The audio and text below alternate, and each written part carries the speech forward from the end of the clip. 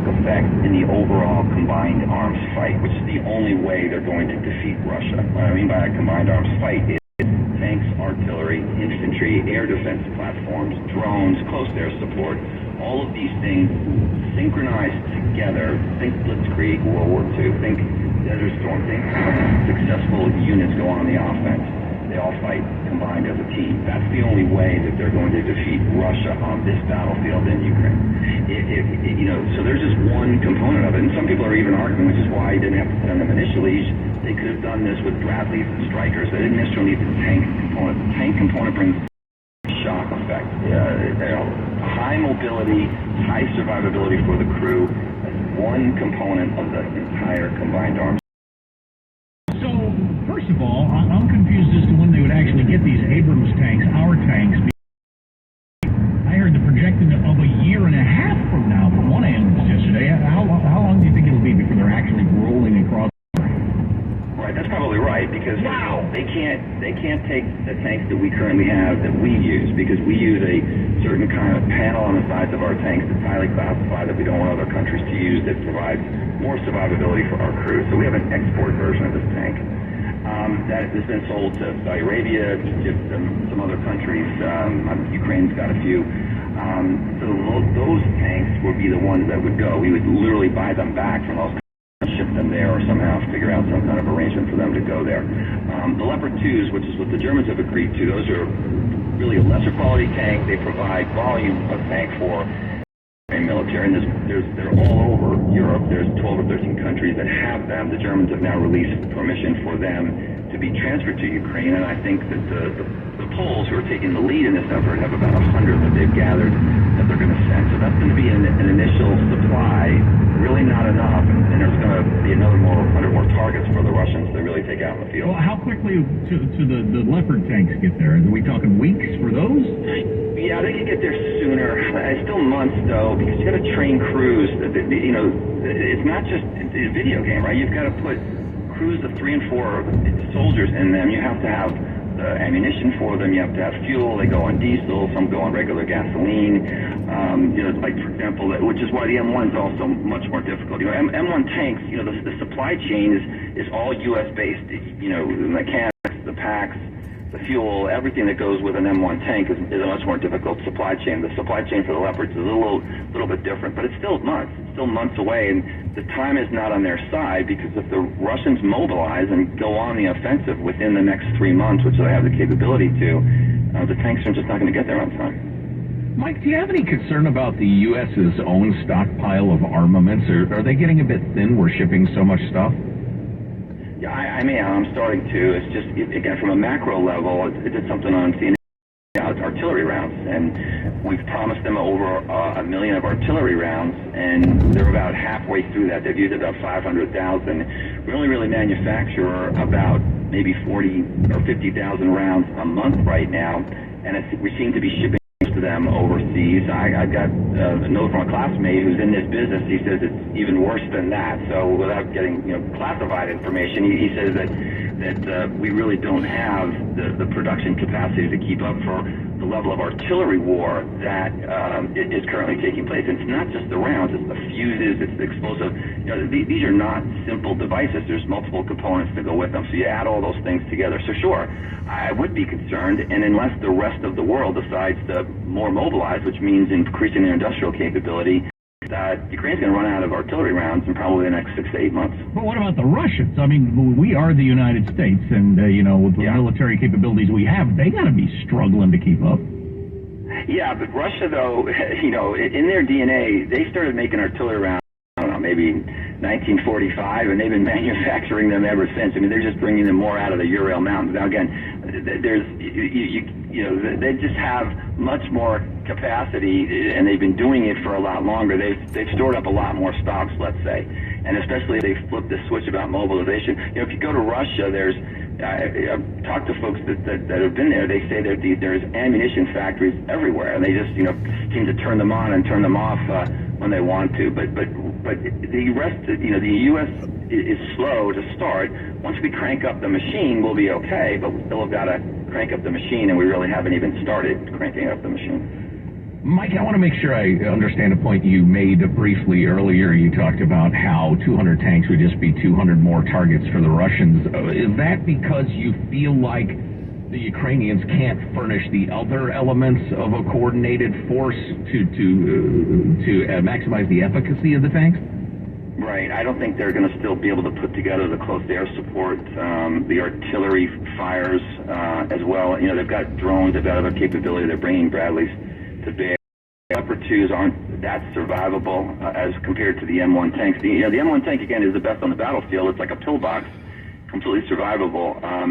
But the Russians, you've got to fight as a combined arms. You fire and maneuver in a certain way, and to get the effect of that, again, that shock effect, you have to act in a certain manner, train in a certain way, and you just can't do that by just adding people to the tanks and having done that. The Russians now will bring brigade-size elements, larger elements, let's say 2,500, 5,000 or so soldiers with their tanks. They have tanks too. They have tank-killing equipment as well. They bring that to the battlefield. They're going to have an advantage because they have used it longer, and they're going to have trained as a unit. How about the story that came out yesterday that the U.S. is encouraging Ukrainians to give up on the east and focus on the south? And there are areas of the east, some of those towns and areas we've talked about before, where Ukraine has vowed to fight to the last man, but we're saying that's not the best expenditure of people and equipment.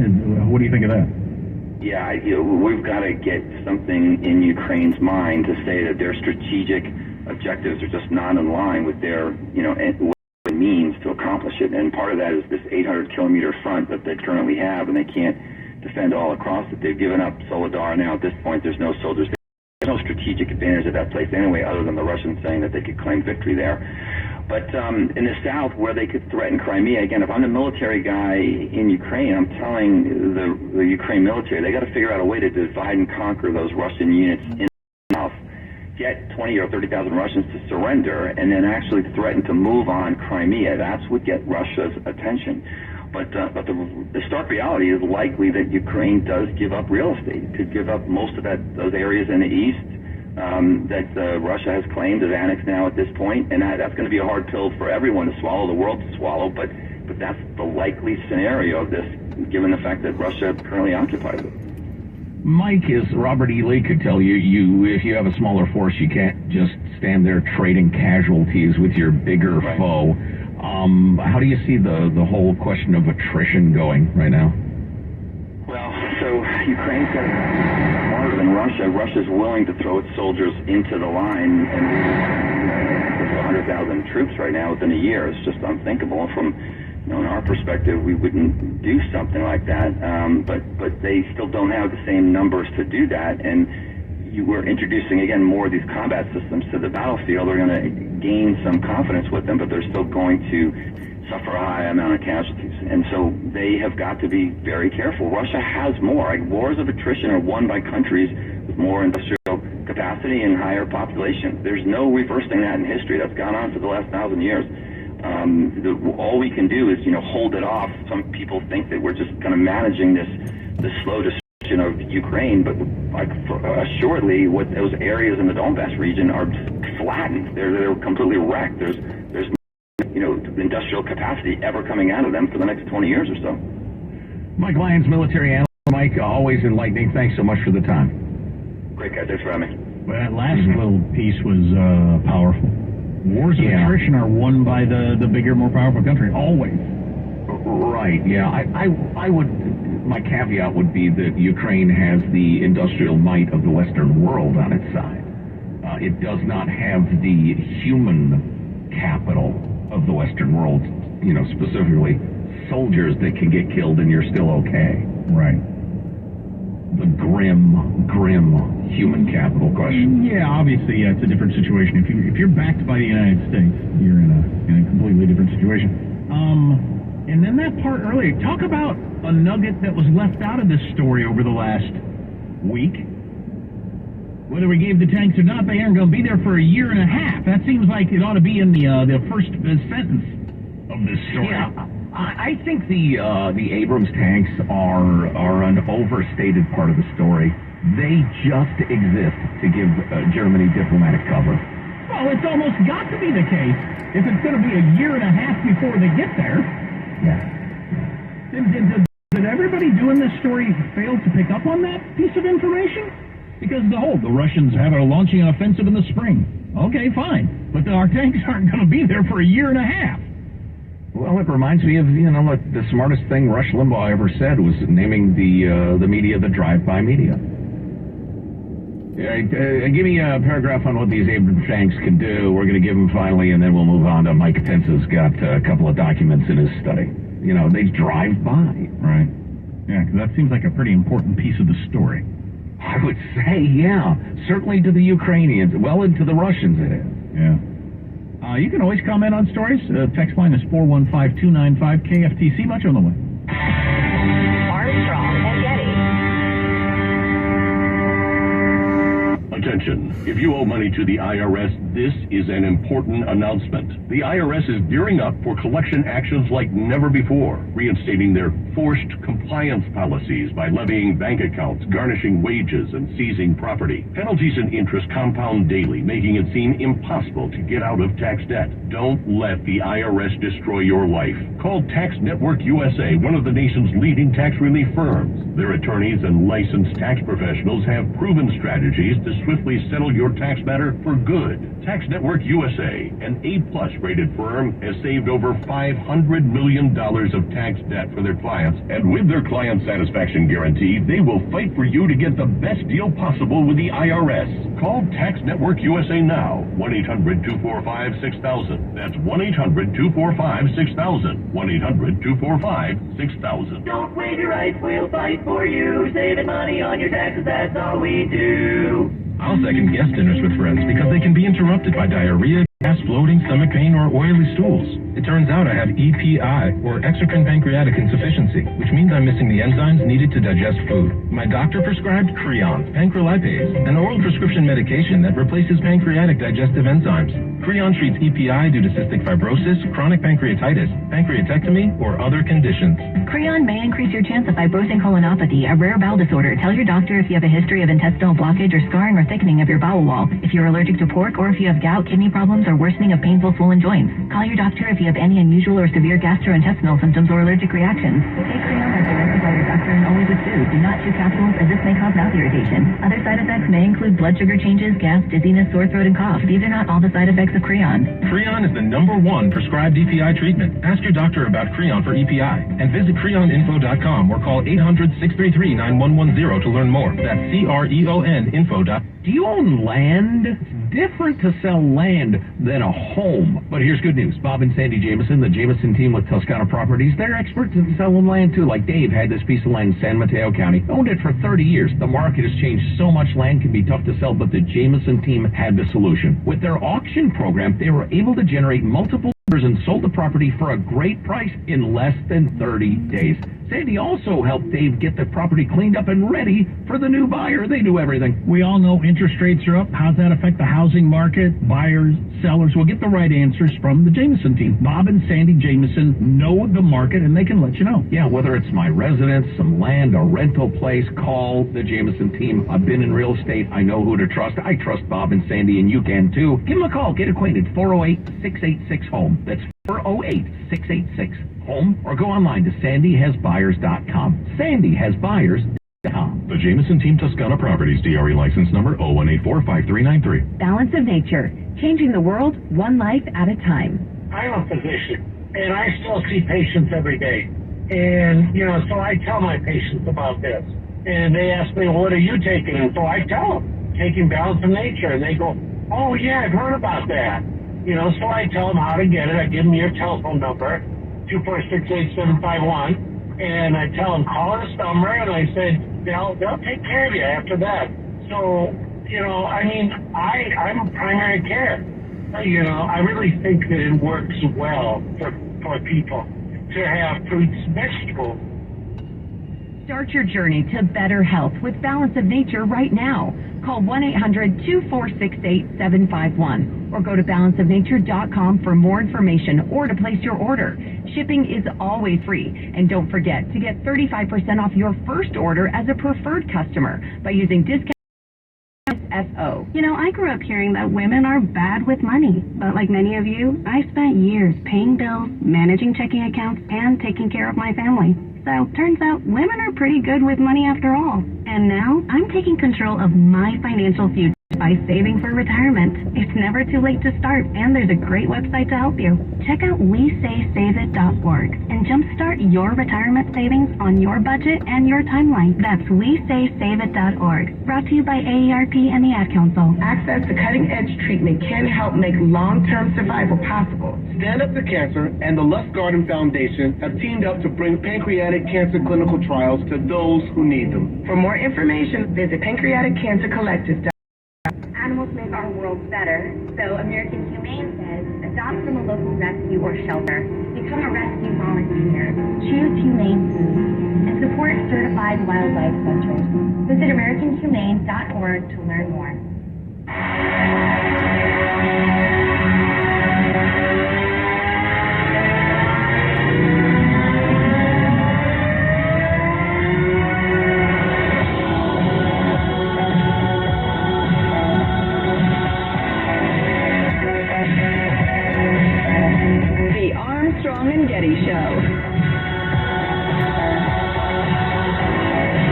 Well, people are talking about this on Saturday at a resort in Dubai. Beyonce performed her first full concert in 4 years and was reportedly paid $24 million for the hour-long show. Wow.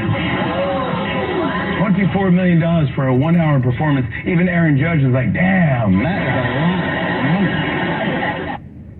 money. Something. So many of our biggest woke stars play concerts for super rich autocrats, don't believe in freedom of anything, anywhere, ain't LGBT friendly, all none of that stuff. Oh, sure, of course not. But they'll go play their private party for a big check. Loathsome torturers. Yeah, sure, of course. So if a Republican who would be way to the left of any of these Dubai gazillionaires uses your song in an ad, you get your lawyers on them right away, because I'm not going to have my music used to pump up that moderate Republican from Indiana. You know, that all the time. But they'll play a concert for these people in their country, as long as nobody knows about it, for a big giant check. That's so freaking phony. Yeah.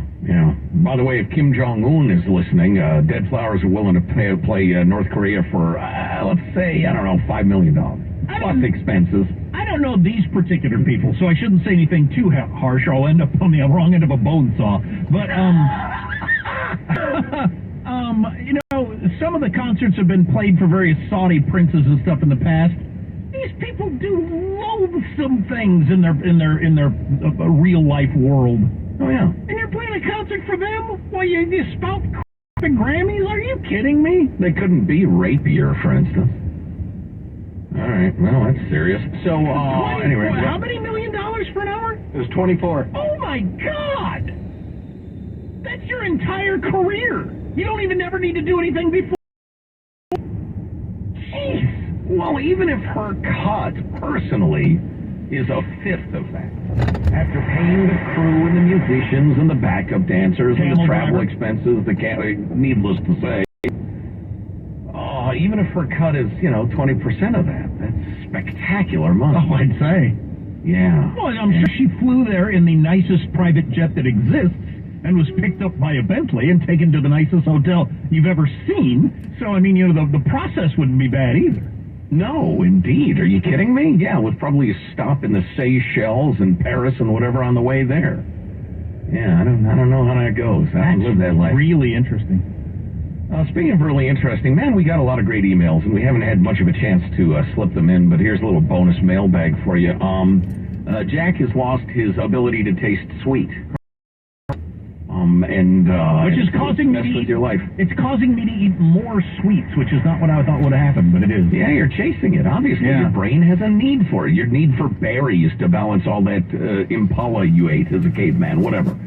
But we got a lot of notes from people who'd had brain or diseases or that sort of thing. This one from Russ in Portland, who mentions his sweet bride. He had a traumatic brain injury and has lost her ability to think sweet. Neurological, clearly. It's quite unfortunate because she loves to cook and bake, but now I have to taste the sweet things she makes to make sure they're good before she gives them out. Bonus for me. So here's how she copes. Maybe this can help you. She can still taste sour, so instead of a cake for her birthday, she gets a lemon cream